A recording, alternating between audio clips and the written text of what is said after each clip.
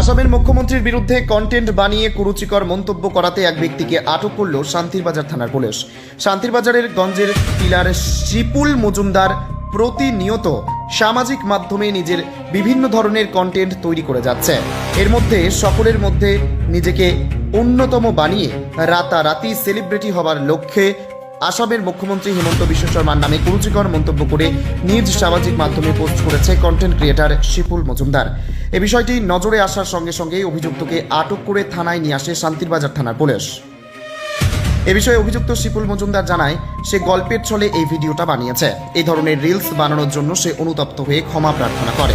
নিজের ভুল বুঝতে পেরে সে থানায় নিজেই কান ধরে উঠবস করে এবং আগামী দিনে কেউ যাতে কাউকে নিয়ে এই ধরনের কুরুচিকর মন্তব্য না করে তার জন্য নিবেদন করে। এখন দেখার বিষয় এই কন্টেন্ট ক্রিয়েটারের বিরুদ্ধে প্রশাসন কী প্রকার পদক্ষেপ গ্রহণ করেন। মুখ্যমন্ত্রীর নামে বৃষ্টি ভাষা গালিগালাজ করছো ফেসবুকে, কি বইবা এ বিষয়ে? ভারতের জনতা পার্টির কাছে আমি করে ক্ষমা চাচ্ছি। আমি একজন ব্লগার, বুঝতে পারি না। আমি দীর্ঘদিন ধরে ব্লগ করছিলাম। তা আমার মনে করছি মা বাবার নিয়ে আনন্দ করে একটা ভিডিও দিয়েছিলাম। এটাতে যে আমার একটা বড় সাজা ভূত, আমার মাথায় ভূত এসে গেছি। এখন আমাকে ঝাড়ফুঁকা করে সুস্থ করে দিয়েছেন, ভালো হয়েছে। আমি জনতা পার্টির কাছে গিয়ে ক্ষমা চাচ্ছি।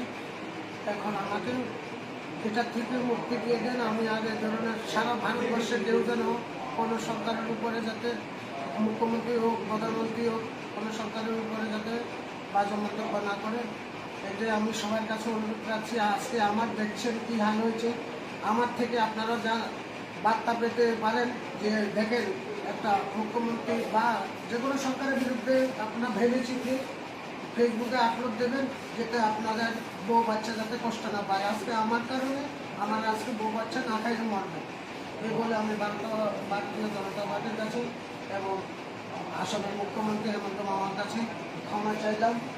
আমাকে ক্ষমা করে দেবেন।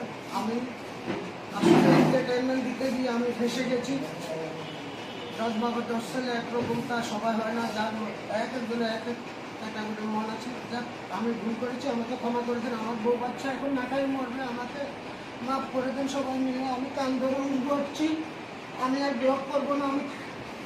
আমি আর ব্লগটা ছেড়ে দেবো। আমি যদি আজকে যদি আমি জানি যে আমার বউ বাচ্চা না খাই মরবে, আমাকে ক্ষমা করে দেন। আমি পরে যদি আমি কাঁদছি, আমার বউ বাচ্চার দিকে চাই, আমার ছোটো বাচ্চা না খাই মরবে। আমি যদি আজকে জানি যাই আমার বাচ্চা না খাই মরবে, আমাকে সবাই সহযোগিতা করে সারা শান্তি বাজার।